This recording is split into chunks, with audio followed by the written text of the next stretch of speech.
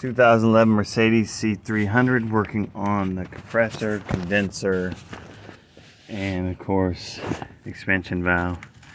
What I'm going to show you, this is already out right now, but what I'm going to show you to get to it.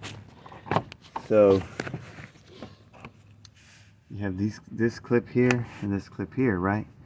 So what you have to do, and you have this plugged in here, which you don't have to unplug, but you're going to have to push it that way and pull this, and this will come out.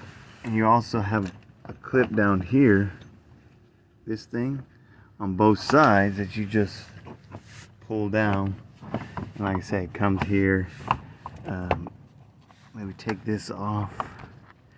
This is the line going to the condenser anyways. Just let that thing hang like that. Okay.